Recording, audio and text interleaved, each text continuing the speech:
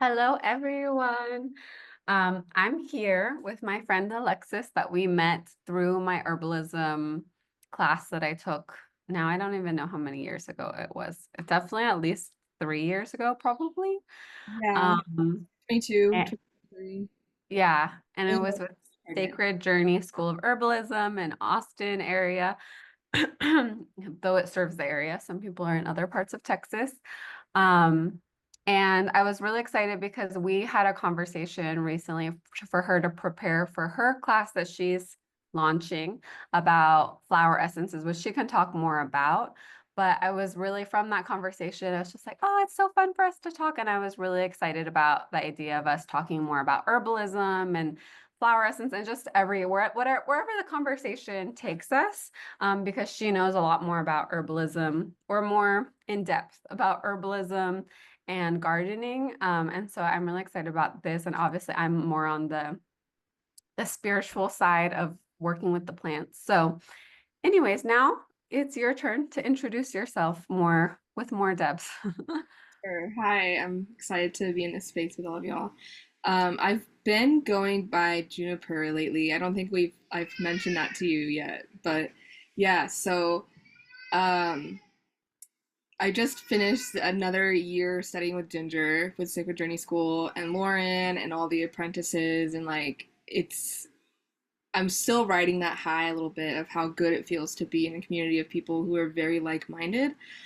And I guess a little bit about me. I'm a mom. I have my little one. You might hear her screaming out in the hallway. Her dad's with her. They're having a great time, but she also is less than 2, so she cries, right? And yes, an herbalist. I love like my path is like seed to seed medicine making. So like teaching people how to grow herbs from seed, um, but also like how to when and how to harvest them to make medicine to eat in your kitchen, and then how to save seeds for them and grow them again, right? Because I believe that if we are all growing what we can and sharing what we can, I mean that I feel like that's the end of capitalism. That might be a big leap, but I genuinely feel like there's so many like plants that I have where people are like, oh, I grew this from seeds from Caroline, or I grew this from seeds from so and so, and it's just become like this like free and grassroots way forward. And so that's bioregional herbalism. And what else? My husband's always like, you should lead with the fact that you have a bachelor's. Like you should start with your biology degree. And so I'll mention it like, yes, I have a biology degree, but the corporate world just didn't work for me. Go figure. And we've been figuring out outside of that structure ever since. That's all I have. Thanks for sharing. Yeah, there's so much already. This is how our conversations go. Um, but I have a whole like passionate theory or like to think about because herbalism and I guess superfood, the superfood movement, it's so Right. complex. And then especially I don't know if you feel this way, but anyway, I think being healthy in the US, there's a lot of people who have kind of some ideas of what that means about you, and there's a lot of nuance there, right? Of uh, how are you interacting with these things, right? And so, anyways, as far as with the superfood movement, there being kind of hot herbs that people want to use, and it's like the herb of the day, and then they're all marketing and all this stuff.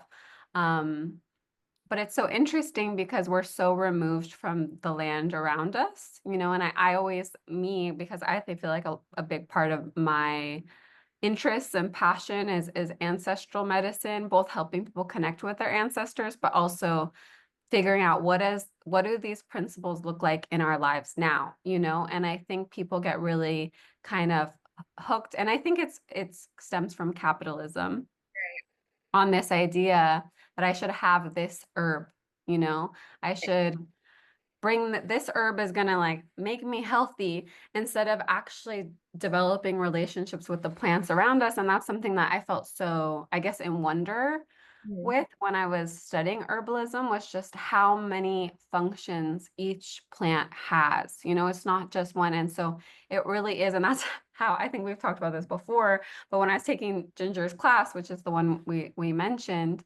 um, at some point I was like, this is so much information. I'm gonna just treat this as a life. I'm not gonna obsess about it and stress out like my student way. I also Right, went to school right, for a long time. I was like, this is gonna be a lifelong learning and connection with these plants because there's so much to learn, right, And so, anyways, the main point is that when we are gardening again, I think eventually we really need to use more native plants, right? Because of the resources, because of the pollinators, because of water, all of these things. But I was like, I'll settle with that I also have to be realistic with the way that change happens. So if people are shipping, let's say lavender, right. which from my understanding and attempting a garden, lavender doesn't grow that well in Texas because it's really hot, but it does grow like in one of my native or my yeah, my ancestral lands of Hungary, it grows really well. We're Yeah, shipping that over, right, and that, at least if I'm able to grow something, which lavender is not a good example, but if there's something I can grow instead, like we learned that a lot of the Ayurvedic herbs grow really well in Texas. So if I'm, instead of shipping it from India, I'm growing it here, that's obviously going to be helping the right. environment, right? And it's going to be helping that I'm growing. I'm not using an herb that's being over extracted or harvested. All these, I can keep it organic if I want to, and it can be more, whatever the cost of that is, And it's not have more fresher. chemicals. What? And it's just fresher. Yeah, and it's fresher. Like there's everything in that has more medicine. Right, And then eventually when we're learning these skills again, then we can keep moving more and more to native and right. doing more plants but it will be a slow progress because there's so much to learn. Yeah, So yeah. yeah. So when I hear you say that, the first plant that came to mind, like bioregional herbalism is ancestral herbalism. I was out, one of my tenets of like practicing that is that if I see a plant itself in my garden, I'm not going to pick it until I know who it is. Mm. Because so many times where I see something and I'm like, that's a weed, I need that space for something else. I'm just going to pick it, right? That was the old me. And slowly, through like studying permaculture and with ginger and all the like things I've been weaving in, I'm like, no, I really need to make sure that I really don't want that plant here and I know who it is before I just move it because it might be a valuable ally. And Hmm. this year in my garden, it also allows me to just be lazy, like in such a wonderful way. It's like I like so many people think gardening's this like day in and day out thing, and it's like when you're growing natives, you don't have to be consumed with every last weed, quote weed. You can allow nature to do what it was already going to do and, cultivate it. But I digress. My point was this year I discovered a new plant. Ooh. And I was out in my garden and I just kept watching it throughout the spring, thinking, maybe I'll need the space, maybe I won't. And if I do, I'll figure out who this is first. And was getting to the point where it was flowering and it just looked cool. And I was like, I gotta figure out who this plant is. And so I took out John Slattery's book. It's like Mm. Southwest Herbs. It's out there somewhere, but it's like Southwest Herbalism. And he covers like California, Arizona, New Mexico, Texas, kind of. And turns out this plant is Acalypha, Mm. which I think it grows more in Mexico actually than it does in Texas. It has a bunch of different common names, including copperleaf and what was the other one I saw? There was a couple different cardinal feather. Yeah. So it's kind of like this like red veined plant with a really cool like inflorescence flower to it. And when I was looking in his book, he says that it's really good for pain and that it used to be super common and people were working with it all the time until some other herb was like introduced, meaning that it was like shipped from someplace else, like we're talking about with lavender, and that took over the role Acalypha played, and it kind of just like was, you know, ignored and it Mm. grows wild and it's native here and it's presented myself. And so one thing it's really good for or working with your body is healing like tough to heal wounds and sores. And my Mm. immediate thought was that's a postpartum sitz bath. Like Mm. Mm. that's for the mamas. And so it was like weaving in all like ancestral lineage, bioregional herbalism, pregnancy, postpartum in the garden. Like Mhm. Yeah, I love that. Yeah. I feel like both of us are so excited about this topic because it does weave in so much stuff, right?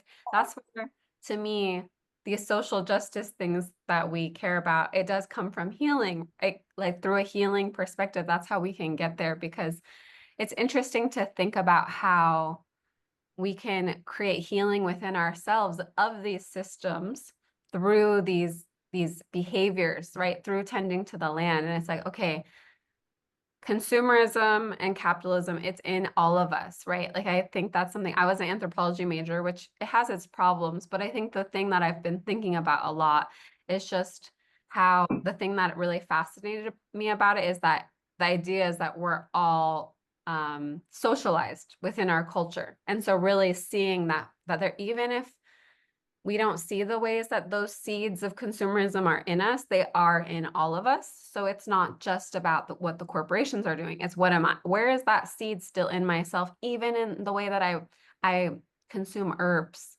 right? And there it will be there. You'll see it. It will be everywhere, where it's like, I should get this hot herb. I should have this herb, this person said this Fire herb. starter. I need blue Yeah. butterfly tea. Yeah, Yeah, it's like it's just, you know, horrible. it's this hungry energy that we always want more instead of how do we heal ourselves by Right. creating depth with these plants, and like when there's that's something I really liked about making flower essences in San Antonio, which I probably will make some flower essences here when it feels right, but just the way that when you're really connecting deeply with plants in the land here. And obviously imagine how much like wisdom and just how much even depth of connection you can get to the land if it's a native plant. Like I'll Right. just only imagine, it's like, okay, I'm not from these lands.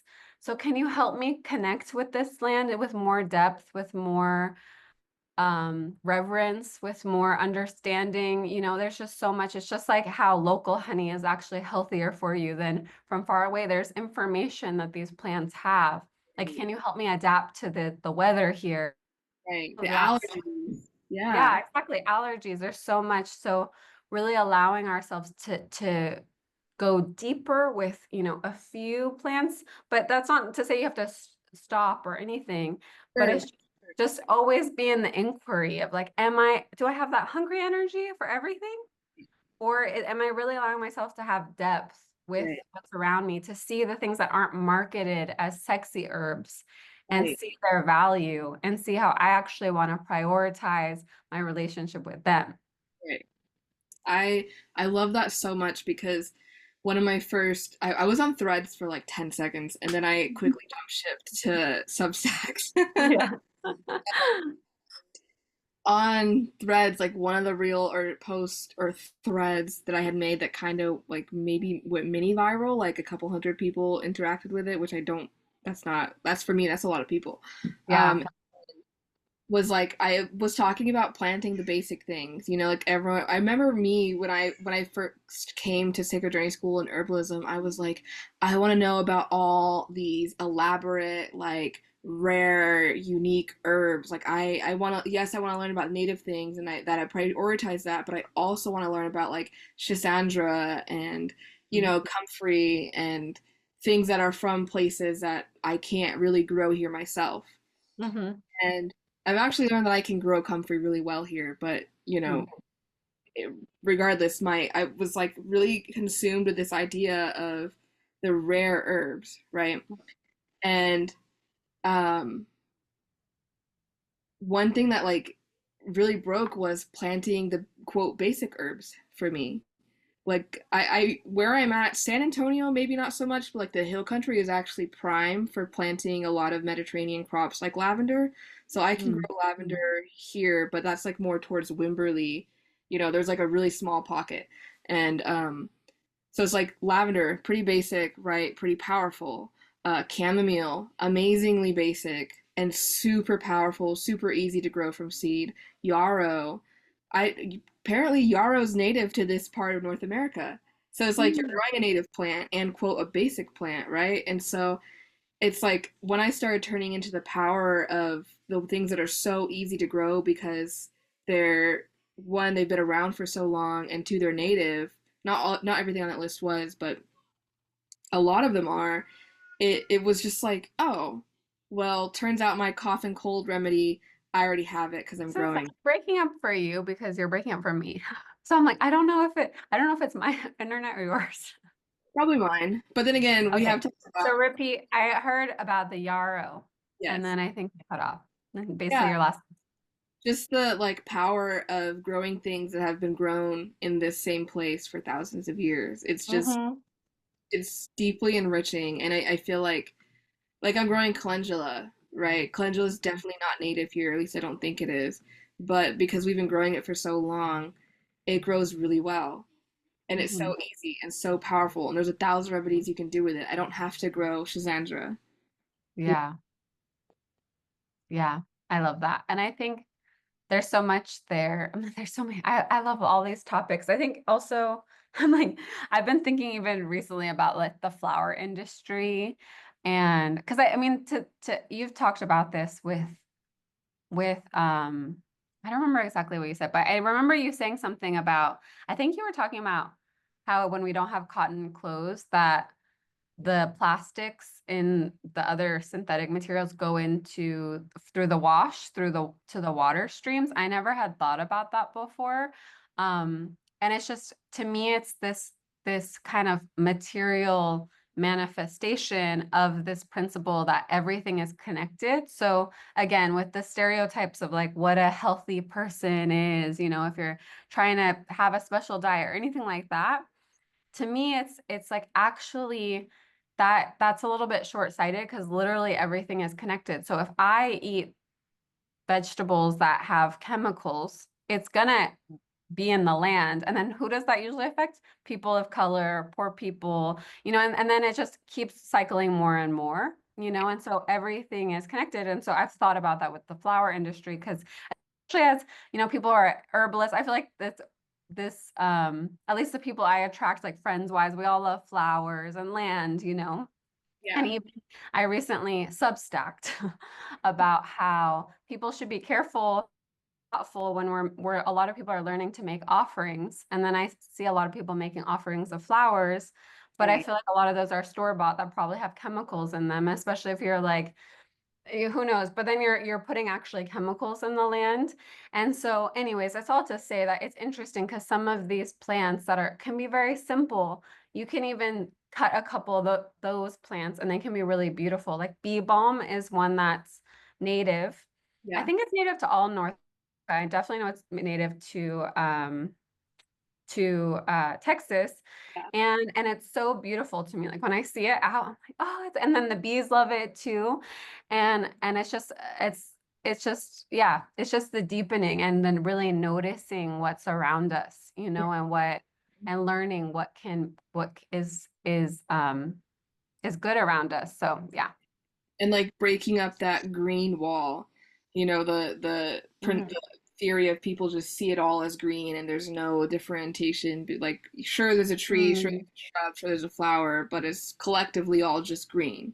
When you start to work with the mhm, native mhm, plants, you start to see, oh, that's the yarrow, that's the bee balm, that's the heartleaf skullcap, that's this special daisy, right? You start to be able to see anemone and all of these really beautiful, powerful medicinal, and not everything that's, in my garden is necessarily medicinal, right? Like there's some things that are just there because they're beautiful, and that's we're mhm. allowed to have that. And most things I try, like if they're beautiful, I try to also find medicine in them, but sometimes there's just beauty in the medicine, and that's so okay.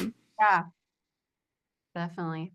You're so Yeah. excited to grow roses for that reason, because I was like, I don't know that I need roses. Roses are so accessible, right? You can go to the store and buy roses whenever, but just their beauty Mhm. and their medicine, like Yeah, and that's there's so much you can do with roses too. I love those rose sprays. I was like, I want to learn how to make it. oh But yeah, again, I feel like accessing roses that don't have chemicals is not that right, easy if you don't grow them yourself, or know people who do. right, Um, and even like roses, if you want to put roses in your bath or right. you know, And they're so people beautiful. get the store-bought ones that are laced with chemicals Hmm. and think that that's okay. I actually like had such a like revolting feeling of the idea of cut flowers. Like when Yeah. I was younger, people would give cut flowers, and first of all, they're like wrapped in plastic, and so that Yeah. was like my first like, I don't want this. And then the Yeah. second of all, it's like you smell the rose and it doesn't have any fragrance, and I'm like, why did we cut this from the earth to put in a plastic bag and refrigerators? Because like that's, refrigerator coolant is like one of the main greenhouse gases. Like that's the depletion of our ozone layer is refrigeration, and Mm. ship it across anywhere, any length of space for it not to smell good. Yeah. What? Yeah. Yeah. I know. It's interesting because yeah, there's so much there. But I think it's again, it's like the deepening because I think our society and culture in the US like puts us in such a I mean, both the trauma makes us dysregulated, and then we're always like in this kind of false survival. Even people who aren't in survival. Some people are actually in survival, but a lot of people who aren't in survival feel like they're in survival, for whatever reasons, because of the way the demands of their jobs or all of Right. these things. Um, and so then we're not able to be really present with what are the things we're doing and like even just taking in and being like, do these flowers do they really feel in alignment? If I really feel into them, and just paying attention Right. to it. And it's interesting because it's something that to me, a lot of healers, because there is such big movements of healers, whether it's herbalists or, like me, more energy healers, all of these other modalities, needing to me also be more on the material side. Like a lot of us tend towards spiritual. We like the connection, we like the feeling, but also just really being present enough to be like, am I actually living in alignment with Right. if the earth is so important to me, am I questioning how I'm living, you Right. know? And that to me is a really important question. We can't just not do that part. We have to do both. And That's it's just, not easy. yeah. Yeah. What were we saying? Just this. That's just bypassing. Yeah. That's what we want to know because I'm like, who's being recorded? Am I being recorded? Okay, did I freeze or did you freeze? It Yeah. doesn't really matter. But we're back. Between my Mexico connection, your rural connection. It's amazing we're talking live. That's the Right. thing. Um, but what was I saying? Just like doing that deeper work of connecting slowly. Yeah.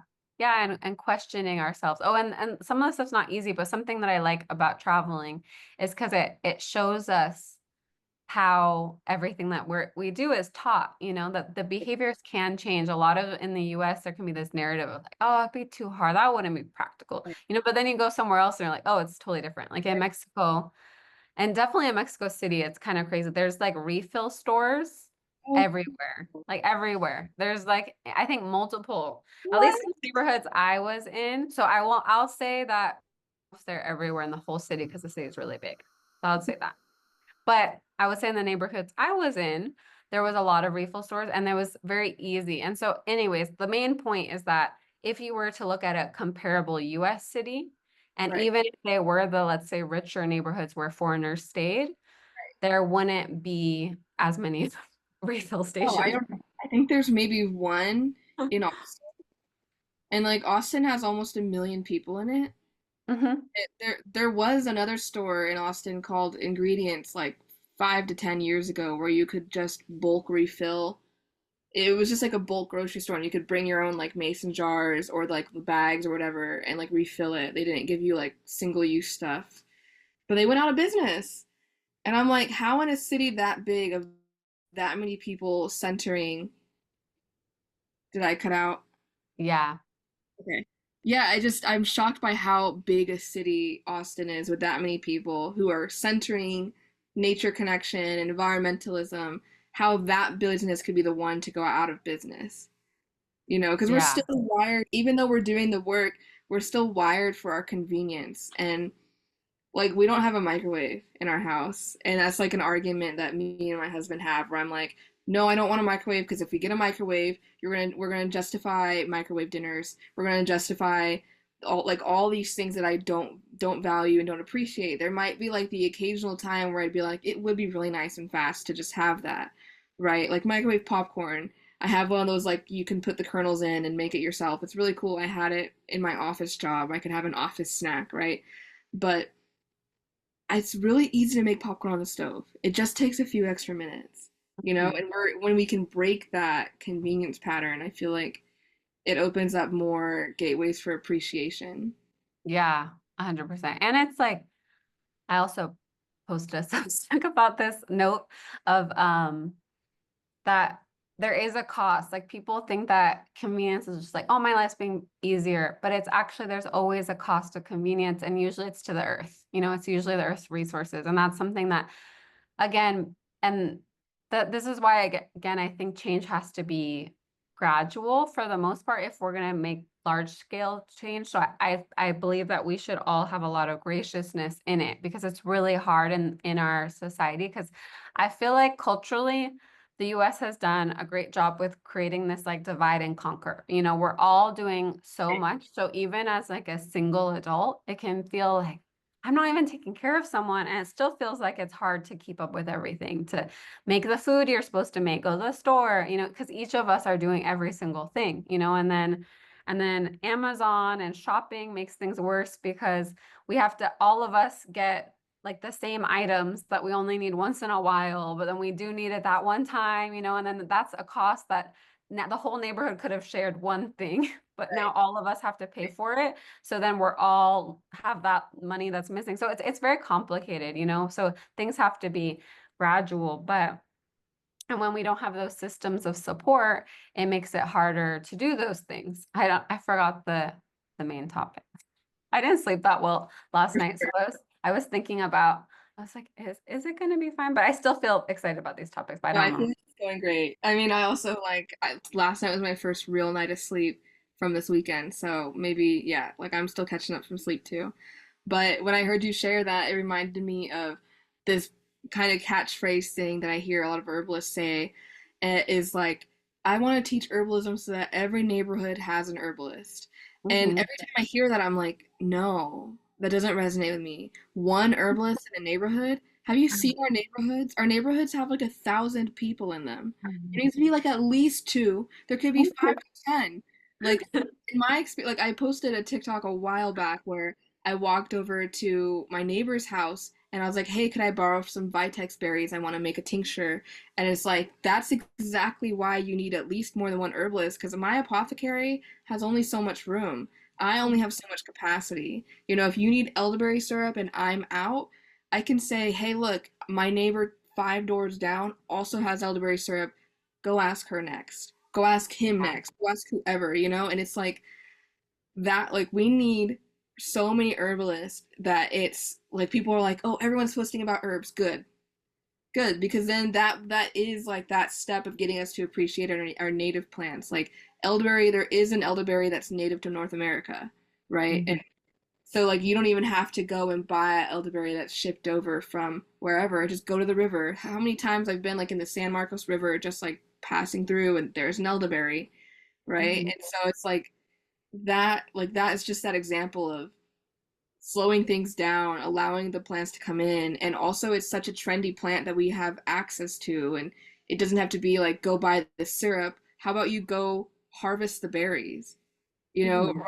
Robin Wall Kimmerer talks about either in the serviceberry or braiding sweetgrass, the like relationship at the grocery store ends when you buy the strawberries. But if you go out into the field and you pick them, or you go to the farmer's market and you buy them, maybe at the farmer's market you'll get a strawberry pie recipe. You have a conversation with a person who is packing them up for you. Maybe in the Mhm. field you are feeling the sun and you're literally putting your hands in the earth to harvest them, like you're squatting down on the level of the plants, versus at the grocery store it's the epitome of convenience and Yeah. no dimensions.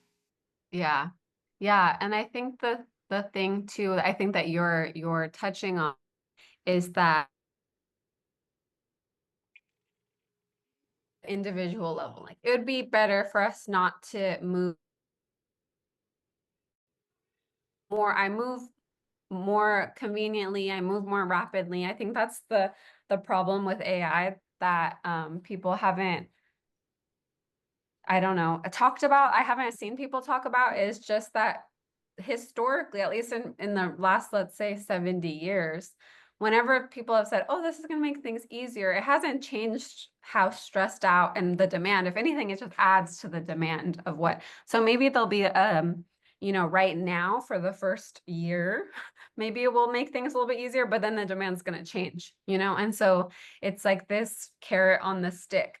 But anyways, the main point is that we have to move to a place where it's not that we want to add more, right? So I think that's the thing with even having children, like these structures of, and we were talking about this on a voice note before of caring for ourselves, it might be that we actually have to also create the work on the systems underneath it. So it might be that, I was talking about this with Alexis before we started too. I have a lot of community wounds. I feel like it's part of my life's journey as a healer to have had, trauma, as people have Hmm. have had to work through a lot of stuff, with a lot of pain around those topics of relating to people and healthy relationships and so on.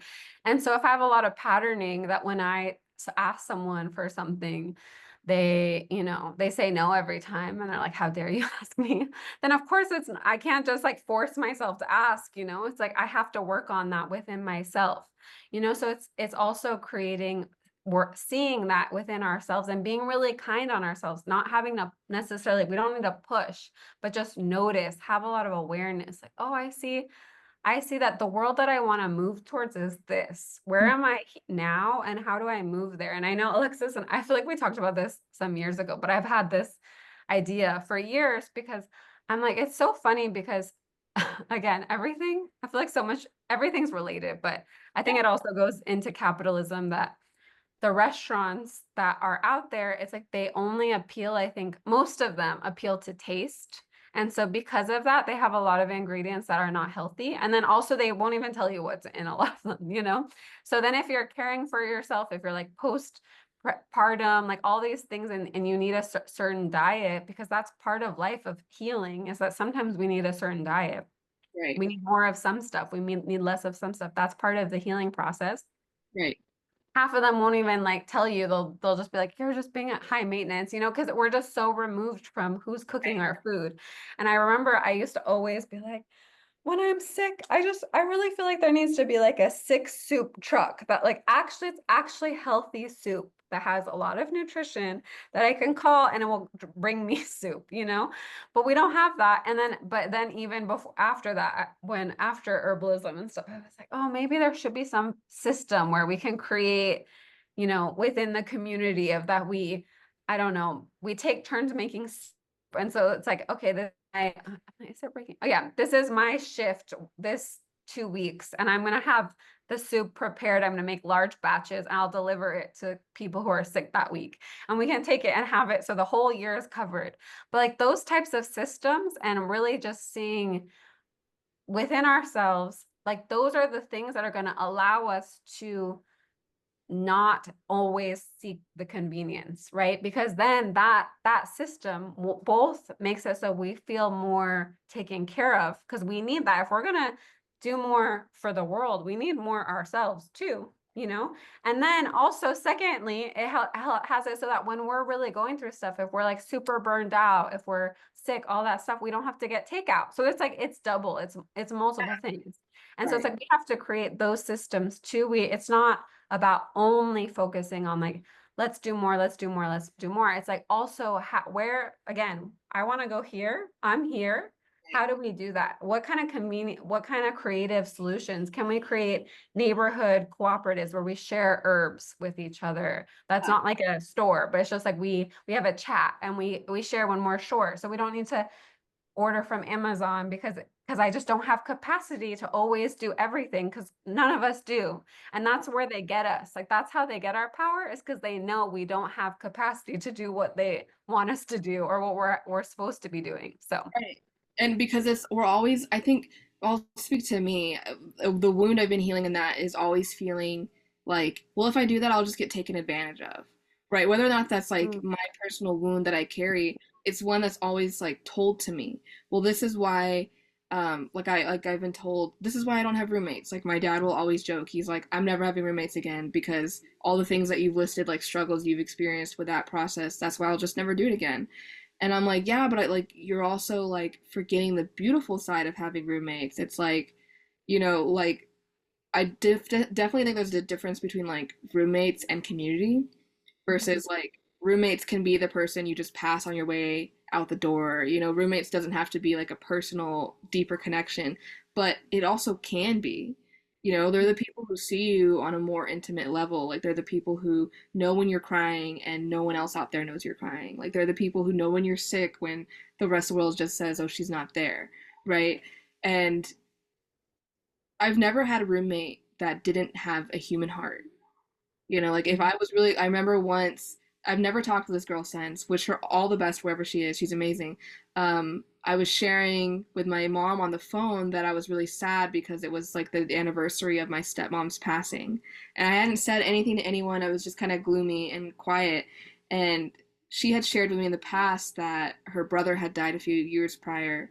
And mhm. she just like went to the store and brought me some snacks and put a note at my door and was just like, I know you're going through something. And it's like, what? Like, I don't know why that story is coming through for me right now, but it's just like that's the side of, community care that I feel like because of convenience we just neglect, you know? Mhm. Yeah. Yeah. And if it's because as like I shared, if it's something that feels hard for you, you're like, I don't receive that, you know? Because I also like this is it's a funny thing talking about shares, but I think for me,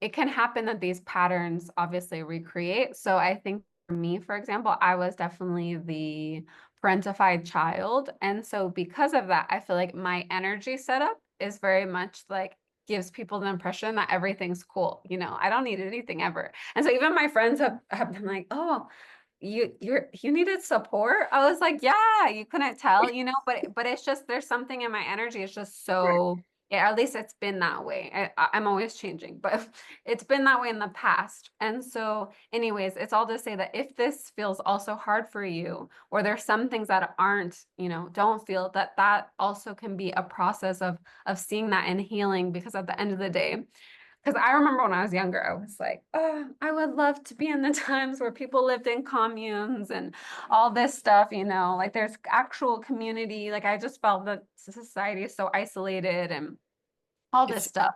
yeah, And I wanted to live, very counterculture, all this stuff. But then as I've gotten older, I've been kind of like, well, one, now I don't want to live in a commune anymore, but it's specifically because I don't think we've have it figured out on how to have healthy community. oh I yeah, think I think pretty much everybody has some level of community wounds, whether it's like I can't have conflict or like I can't get angry with people. I can't do this thing. And so because of that, we don't know how to relate with each other that way. And so that's like another layer that we might think that, oh, this has nothing to do with the environment, but it actually does. If we want to go to that world, we need to work on that here. And so because I used to be really hardcore and hard on myself about things and get really stressed out that I'm like, oh, look at all this stuff that's going in the trash and right, whatever. And I'm always trying to improve my systems and like do switch outs and all that stuff. But I also am like on my own with a lot of stuff. And so the way that I've learned to really kind of be a lot more surrendered with it is realizing that to me, again, this big on a more grand scale, if I'm healing this stuff within myself, I can also be the elder eventually that can right, help other people do the healing of their community wounds. And then when we have more healthy functioning community, that it doesn't necessarily have to be like perfect, but that it can actually it's not bringing people down, It's not like we're just codependent because we can't have conflict, so we can't be ourselves, the way we get along is just by everybody being in agreement about everything, not saying anything, all this stuff. So it's like that is also part of it. So right, just realizing that all of it it's all of it and seeing where am I again and where do I want to go and how can I give myself grace and start to work on both sides. Work on the Right. material side, see what you can do. Maybe now you already have a friend that you're like, let's um I know for me, I'm super highly sensitive. So for example, thrift shopping can be really overwhelming for me. So that might be something that, but if I'm with a friend, it will be a good way to just have myself go to the store, and go for a short amount of time instead of the drag in my head of just like, "Oh, I'm going to be exposed to a lot of energy and I'm really sensitive." So it's like maybe make a friend date to go to the thrift store or whatever it is. Like you can still do the small steps now and then also work on these bigger stuff. And I have to make a plug because this is the stuff pretty much I work on in my monthly workshop, Healing for Dreamers, which is in my bigger community of dream weavers. But like to me, this stuff is so kind of what's missing from this like social justice activism. A lot of the conversations is really realizing like everything also has a healing component. Mm. There's also still so much of that stuff we have to work on. So yeah. Yeah, I resonate with a lot of that. One thing that comes immediately to my brain is like it all literally starts with birth, right? Mhm. Um, my mom shared from her birth story with me and my siblings. She was active duty in the Air Force, and it's this story she always says is get that airman out of here. Like when you're giving birth, like there's people walking in, you're just all out, and like the stereotypical like you're on your backs, legs in the stirrup, fully exposed to Wow. strangers, and that's what hospital birth looks like for a lot of people. And then when she tells me this, she's like, "Yeah, so why did you want to do a home birth again?" I'm like, "Hmm."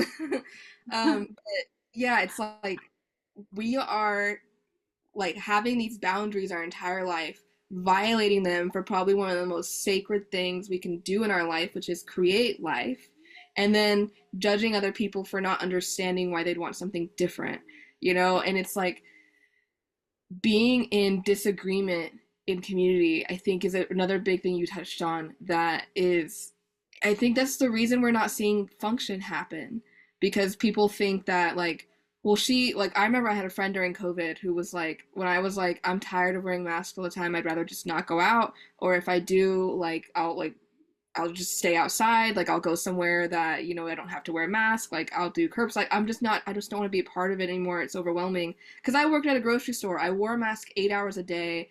I was like, I just don't want to go out and wear a mask again. It's enough for me. And she was like really judgmental about that. And it kind of led to the end of our friendship. I think, I don't know. There was a bunch of stuff going on. But I remember like she was very staunch in her agreements, right? Like hardcore diet. Like if you ate something that wasn't in her diet plan, that was a problem. If you like wanted something else, everything was it was either her way or the highway with everything. But yet simultaneously being like, but we can all be hippies in community together. And I'm like, but we can't, because if we disagree, suddenly there's a problem. We can disagree about things and still be friends. And how that ties into politics is that there's even limits to that, right? Like we can disagree about whether or not Trump's doing a good job, but like I don't really want to be around someone who thinks he's the best president we've ever had at this moment in my life. Like not to go all the way there, but Yeah. I'm assuring like anyone who's watching this who knows both of us is probably giggling too. Yeah. Yeah. No. Yeah. Yeah. There's a lot there. There's so much. And yeah, I think that's I mean, to just say one last thing about that. That's like, but I do think that's the problem with like woke culture, which I was just talking to my friend last night. I'm like, I feel like I would be like a part of it. I consider myself in the woke category. I like people who consider themselves woke. But I think that the main problem is that there's this idea that we just kind of tell people what they should be saying, what they shouldn't, and people don't even understand why they're doing things, So that's why I feel like there's a lot of Austin people, for example, stereotype Right. that like say all the right things, Right. but their actions don't really align because they don't understand why they're doing it. And so allowing for a disagreement and at least talking about it and learning how to be of acceptance of where people are, at least allows us to have them have their process of learning why we think things, because that's we need to be able to talk about things, and see that there is a truth to me, I don't think that every perspective is valid, but I think there's always a truth underneath it of where is their experience, where is their perspective coming from rooted wise. And so it's just like in Nazi Germany, the Germans, the economy was really bad and they were, suffering in whatever way that that was for them. Hmm. So that experience was valid. What was over it? No. But underneath, and so if we're not talking about that, then we're having problems. So anyways, I could talk about that. That's a whole other topic. But Sure. but I will say, because I wanted to shift as because I know we're kind of getting closer to the hour. We have still some time, but because I know you wanted to talk about, and I was like, okay, this is a good shift because yeah, it's like, I mean, even because everything again is related. I feel like I've said that a million times this call, but um, maybe even a part of us being able to heal this seed of consumerism within us is learning how to build our inner mother of caring for ourselves because maybe that's what we're trying to get, and I think in our generation of social media a lot of us are trying to learn how to do things through it's like we're the YouTube mothered by YouTube generation. Like how do I take care of my hair? I don't know because my grandma didn't teach me, so now Right. YouTube's teaching me, which is fine, but it's like we want to build that within our communities because there is a cost of always trying to figure out how to do these things instead of it being taught to us, right? So anyways, that's a whole thing. But I wanted to shift this into your other project. So you have the class that you're launching with flower essences, which also you can feel free to share more about. But then also if you want to share about your consulting for gardens. Yeah, And yes, I'll let you explain it. sure, for sure. So, I mean, it's everything that we've talked about this whole hour. It's like, for me, remothering yourself and that liberation work that's so practical and accessible is gardening.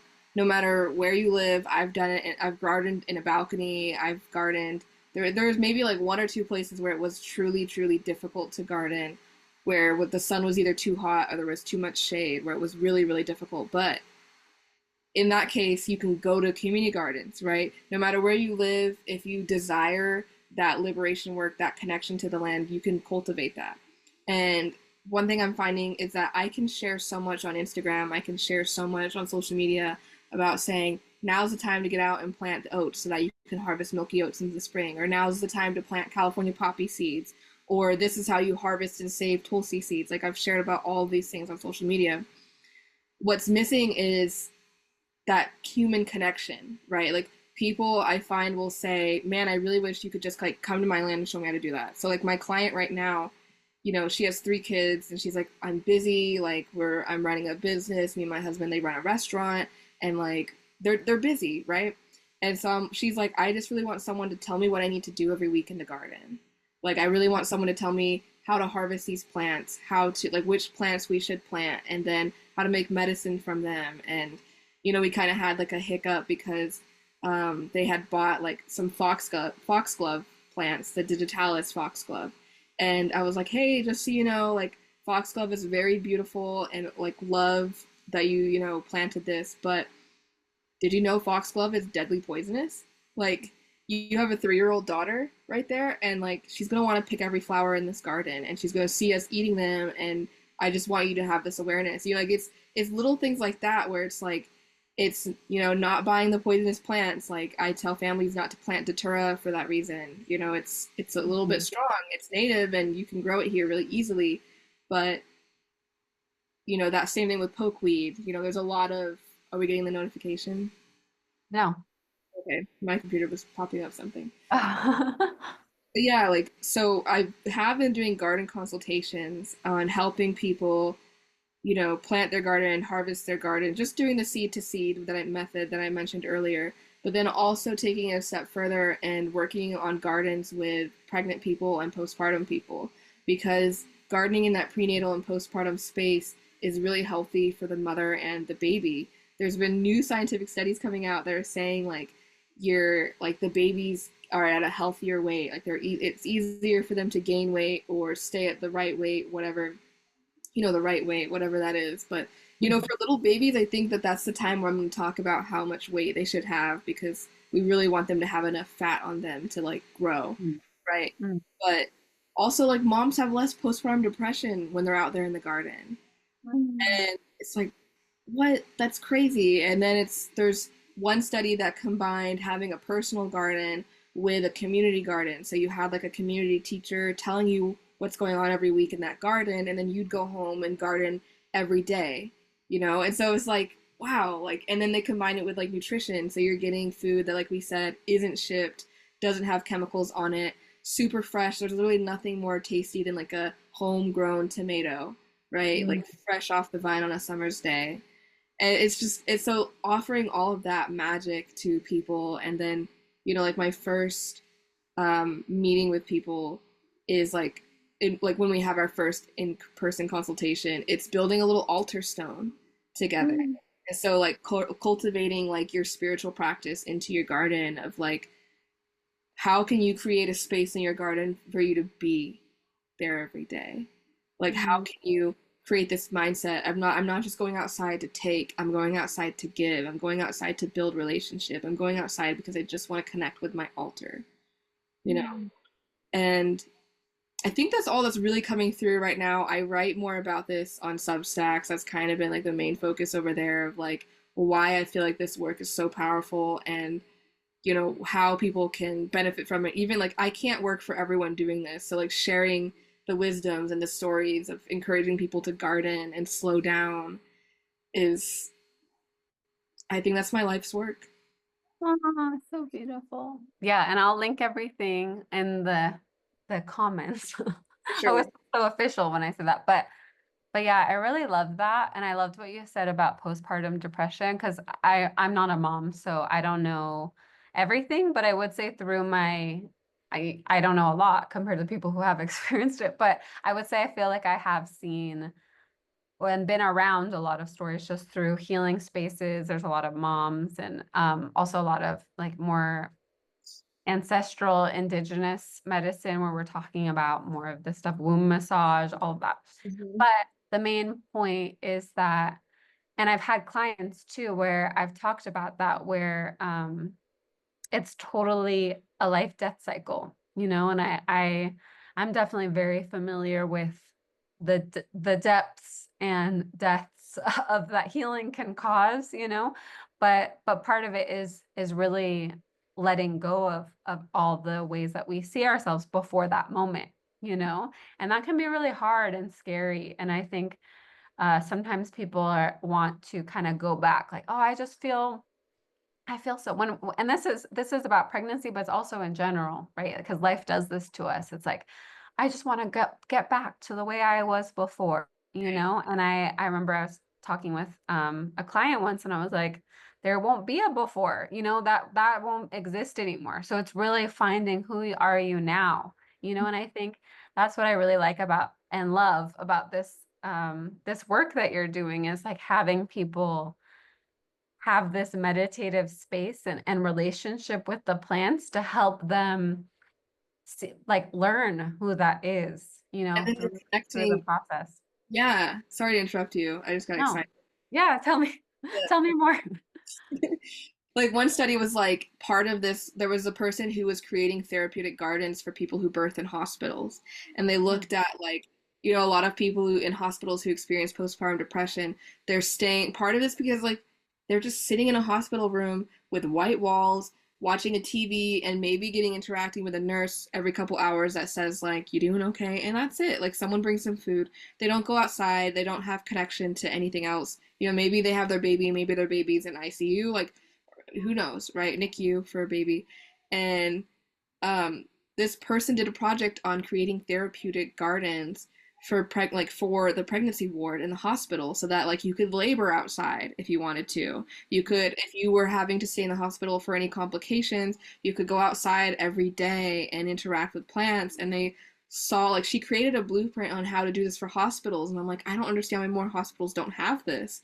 But she talked about um, like one of the big things was it creates a cultivation your relationship to place, right? Like it, like if you have a garden at your house, I definitely think you can see this more in your house because you're really feeling the transition of all the seasons, right? Like so many people see a garden in like late summer, autumn, like right when it starts to die, and they're like, "This is so ugly. Why would you do this?" And I'm like, all the when the plants die, they release their seeds. Everything is giving birth right now.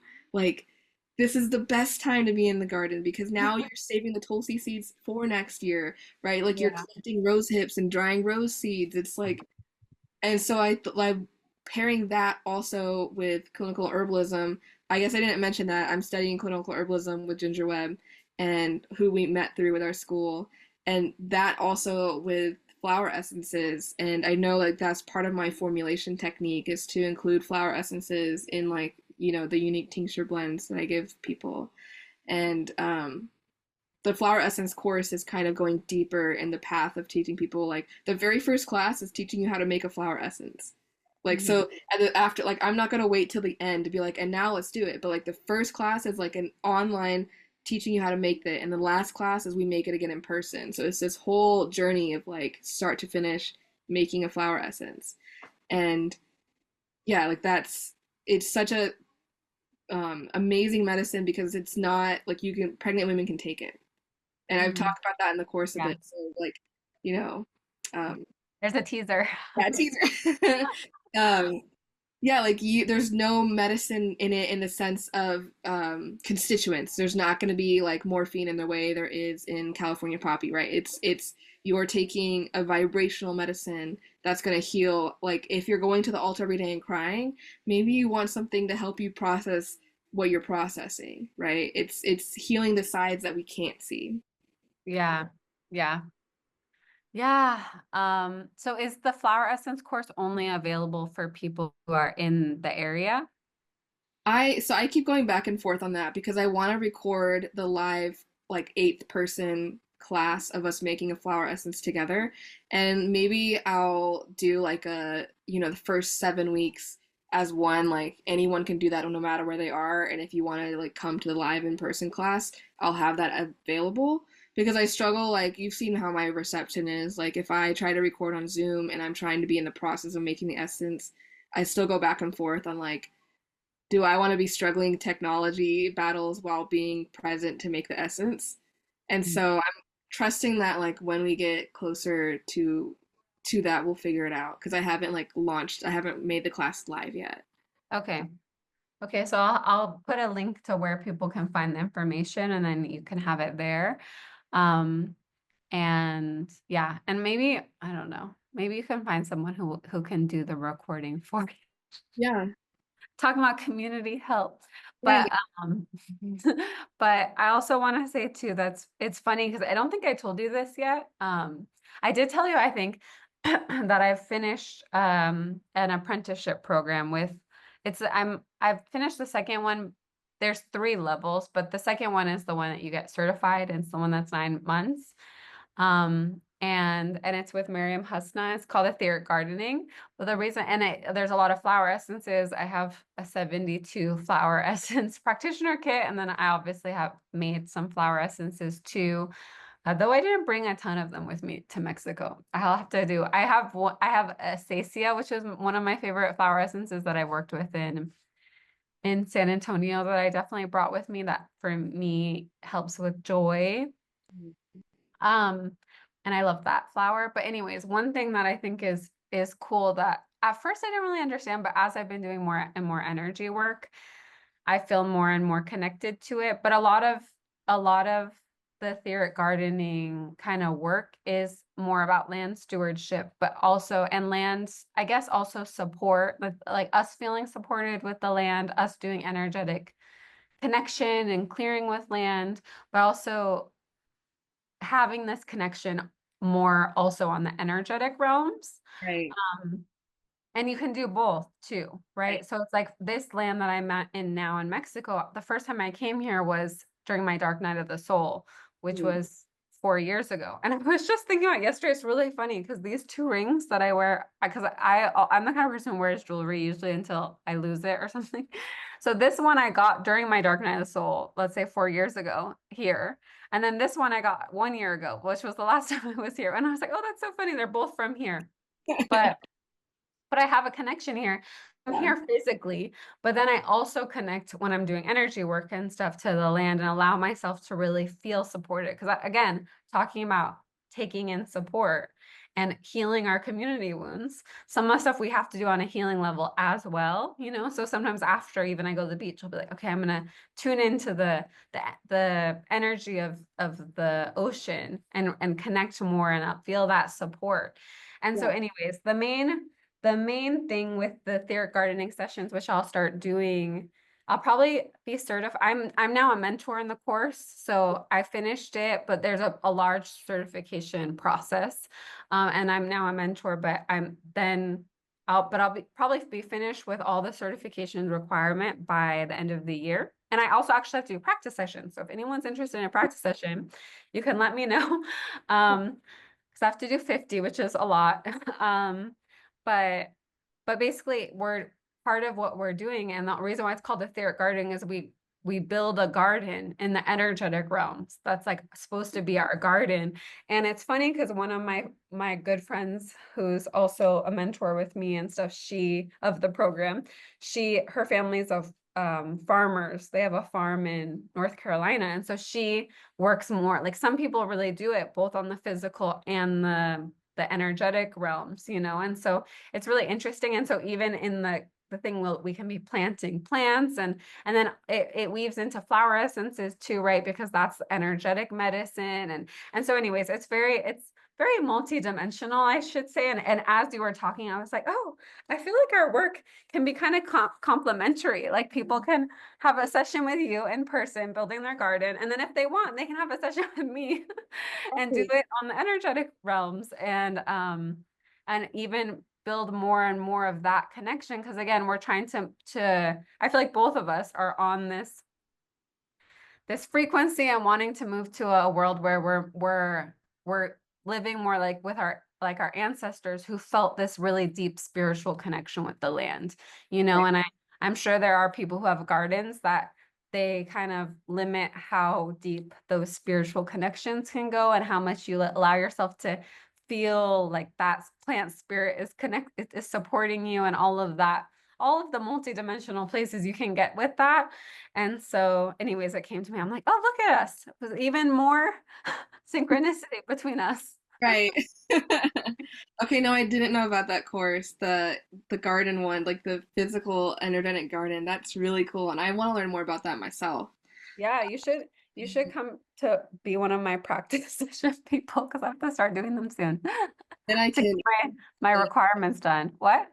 then I can easily say like, oh my gosh, my friend Arielle, she does this amazing thing. Like, because I feel like that's another thing about like when you're an herbalist and building these communities, it's like I am not gonna do I can't do every single training that's in existence. You know, I've spent a lot of time doing trainings, and I'll continue to do some and as they come to me, right? But like if we are all going to where we're called to go, then we make these webs where we meet with other people who are doing the things that like physically I can't be doing everything at once. But if I meet someone who, if I meet someone who needs something that I know someone else offers, I can be that connection.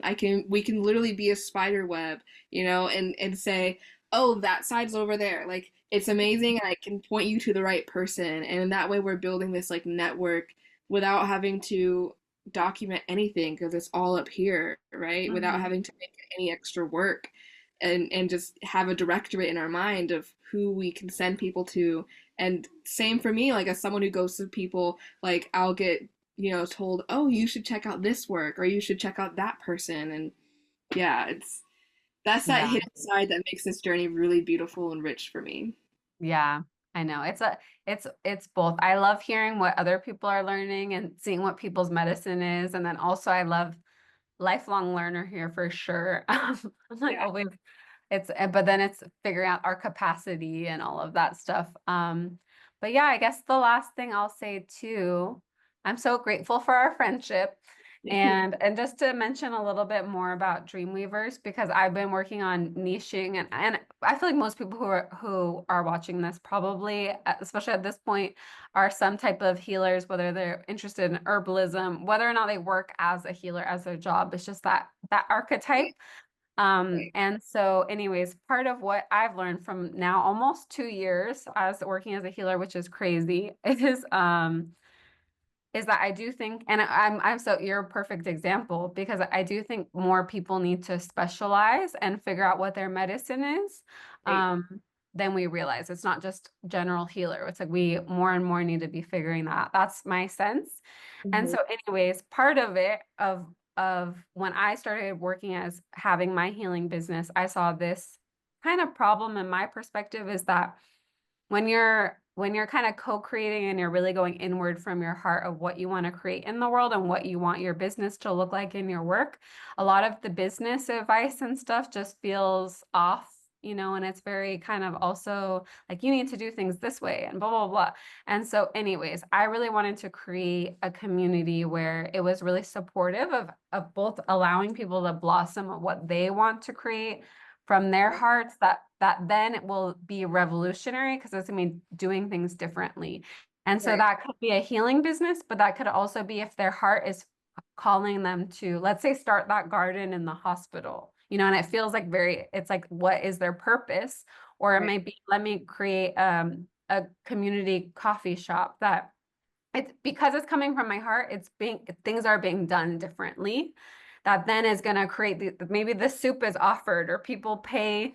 I don't remember if I think I maybe said this in your video because I was a guest in her flower essence class. But maybe people um will pay extra and then it can go with for a houseless person, coffee or whatever. There's in that's how we're creating the revolution. And so that's what I created, and it's called Dreamweavers. And we have right now about a meeting a week. And sometimes we have co-working every month. I do my healing for dreamers is included in a membership. I also have usually I haven't really been because we're pretty new. We just launched in February. So right now we're intimate still, but it's super, I love it. But we've had different guests, like we have highly sensitive money one. We had a ADHD and business class recording. You can watch the past recordings because it's on Mighty Networks. And we had a fruits of failure Mhm. guest class. And then we do general meetings and like there's one more. There's pretty much a meeting every week. So and it's also kind of build your own adventure. So if there's any typical type of support you need, you can have that too. So we talk a lot about the things that we need to heal to become the person that's going to create this revolutionary work, that's going to create a workplace that doesn't have a toxic environment. Right. I was like, yes. Um, but then also we can do the practical stuff. Like in the past, we've done business planning, we've done feedback, talked about marketing, all of that stuff. So that's open. It's called Dreamweavers. It's on my website. So I just want to tell more about that because it's my little baby. But but yeah, I've enjoyed this so much. Big surprise because after our last conversation for your thing, I was like, this was so fun. We have to do one for my podcast YouTube. So We have at least like 10 more episodes we could make of stuff we talked about on just this 1 hour. So, I know each time we're like, well, I could talk about that longer. I could talk yeah. about that longer. But I think it's just, I love talking to people like you that it is this bridge between nature, healing, and social justice. And to me, Agree. that's something that's why I wanted to create this on my YouTube and why I've started having conversations because all these conversations I have, I'm like, I don't really see them in very many places. And then I Right. always feel really like people need to be talking about this. We need to have more community, conversations around these topics. So I'm really grateful for you and our friendship. And yes, is there anything else you want to say before we close I mean, same thing to you. I'm grateful for this connection growing and blossoming continuously. And to everyone out there who's watching, yeah, like feel free to connect with me. We're gonna have all the connections in the comments, description, whatever, down below. The primary one is Instagram. Everything else is linked on there, like my Shopify.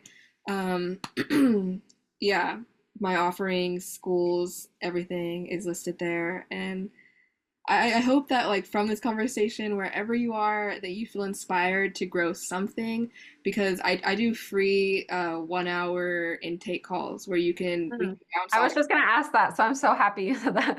Like, and like we can talk about what it looks like. I don't know that like I have the capacity to be your teacher long distance, but I can answer questions. Like if you're just like, hey, what should I get to grow in this, right? Like start with mint. Everyone can grow mint.